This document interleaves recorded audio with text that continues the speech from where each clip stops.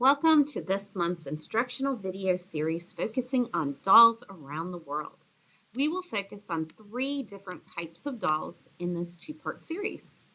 This instructional video will introduce you to 2 doll projects focusing on Russian Matryoshka dolls and a doll project inspired by traditional dolls created in Mexico and parts of South America. The second part of this month's instructional video series will focus on corn husk dolls inspired by dolls created by Northeastern Native Americans. I hope these projects can inspire you to bring a doll project to your classroom instruction in the near future. For this instructional unit focused on dolls from around the world, we will be using our 6th grade Visual Arts Standards of Excellence. Visualize and generate ideas for creating works of art. Strand C, incorporate a variety of internal and external sources of inspiration into works of art. Internal inspiration, moods, feelings, self-perception, memory, imagination, fantasy. External inspiration, direct observation, personal experience, events, pop culture, artists, and artworks from diverse cultures and periods. Choose from a range of materials and/or methods of traditional and contemporary artistic practices to plan and create works of art. Strand B, produce 3-dimensional works of art using a variety of media materials. We'll be using different media materials for each of these doll projects. We will be using wood. We will be using scrap, recycled, upcycled materials, wire, natural materials, found objects, so a variety of those type of materials, and then reflect on the context of personal works of art in relation to community, culture, in the world, and we will identify how the issues of time, place, and culture are reflected in selected works of art. In this unit, that would be in the dolls that we are seeing from the different cultures in different times. And finally, develop personal artistic voice through connecting uses of art within a variety of cultural, historical, and contemporary contexts. Identify universal themes and works of art from diverse cultures, both past and present. We'll be doing this by looking at the dolls from these cultures and from these time periods from long ago to current. And we will articulate reasons for making art throughout history, including the mutual influence of history, culture, and art, and the dolls fit right into that. When you're talking about children growing up, some of the first art forms they encounter are dolls. So I'm going to give you a little history and a few fun facts about the Matryoshka dolls. The word Matryoshka is related to the Russian word mat, meaning mother. The symbolism is obvious, as each doll has one daughter inside and then another and then another. However, Matryoshka is not a form of the word mat. Such a related word, matushka, literally meaning little mother in Russian, does exist, but it generally refers to the wife of a Russian Orthodox priest. Matryoshka is actually a form of the name Matrona, a relatively common name in rural Russia in the 19th century. The first nesting dolls were brought to Russia in the 1890s from Japan by a Russian traveler. The Japanese nesting doll pictured a monk named Fukurama. The story behind the doll is that Fukurama had gone to the forest to meditate and sat so long that he lost the use of his arms and legs. This doll consisted of 5 nesting dolls and is still on display at the Assad Museum of Toys in Russia. The first Russian Matryoshka dolls are said to be painted by Sergei Malyutin, and lathe work, that's the woodwork, the creation of the dolls, by Vasil Vazhashkin. These nestle dolls consisted of 3, 6, and 8 pieces. In these early dolls, the father figures were often left out of the family, although young boys did appear. Today, the Matryoshka dolls are considered an iconic symbol of Russia.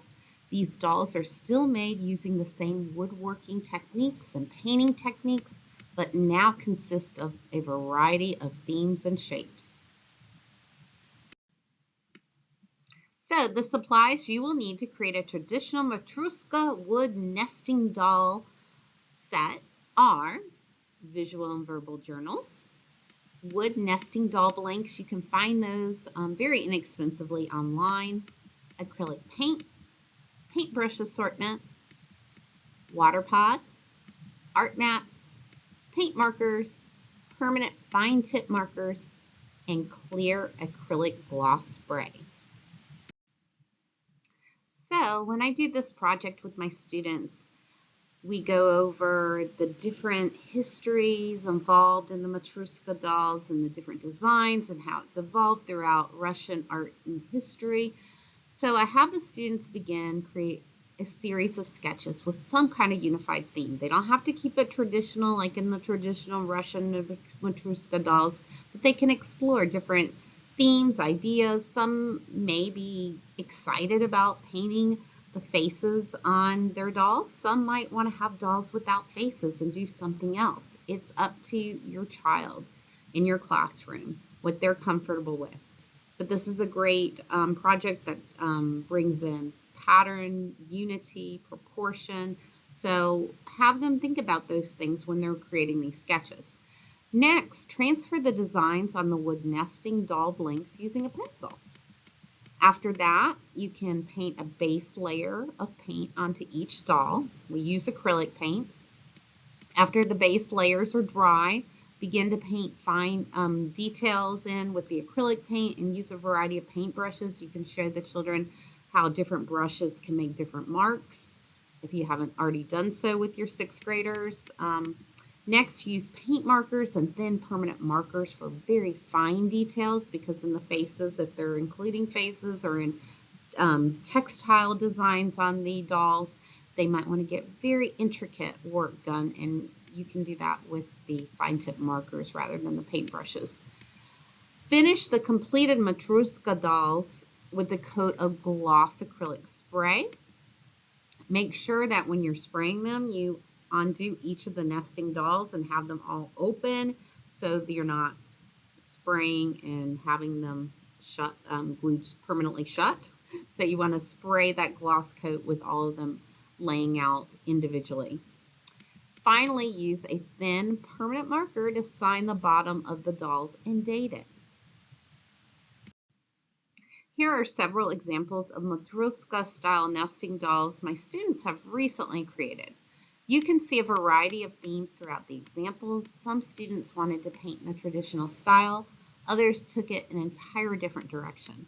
Let the students explore their own themes in this project. They were all so very excited throughout the duration of the project, and they were all excited when they got to take the completed nesting dolls home. Some students have now even started to collect nesting dolls because of this project. Before they were exposed to this project, they didn't know anything about the history of this traditional Russian folk art form. So this was something that inspired several of our students.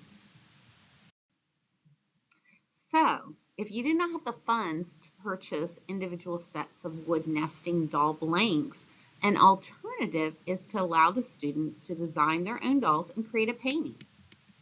You are still able to talk about the rich folk art history of the dolls and include a lesson that focuses on design, pattern, proportion, and unity. The next project we did centered on dolls from Mexico, Guatemala, and Peru. We studied the history of the Guatemalan worry doll. In the doll's original Guatemalan tradition, a local legend about a princess received a special gift from the sun god, which would allow her to solve any problem a human could worry about. In traditional and modern times, worry dolls are given to worrisome or anxious children. They would tell their doll about their sorrows, fears, and worries, then hide it under their pillow before going to sleep at night. It is said that the child relinquishes their worries to the doll during the night, and by the next morning, all sorrows are said to have been taken away by the worry doll, and they can move forward, refreshed the next day.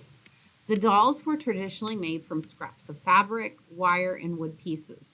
So with this as an inspiration, my 6th grade students created small dolls from around the world using old clothespins, recycled material scraps, wire, and other odds and ends we could find. The students would select an area of the world and design a doll focused on the clothing, traditions from that area. The dolls were also very different, and each student was very excited to work on these dolls each day. The histories of dolls from all over the world are reflective of the cultural beliefs and are often the first art creations children come in contact with. Thank you for watching part 1 of our instructional video series focusing on dolls around the world. Part 2 will focus on Native American corn husk dolls. I hope there is something that you can take back to your classroom to inspire your young artists. Thank you.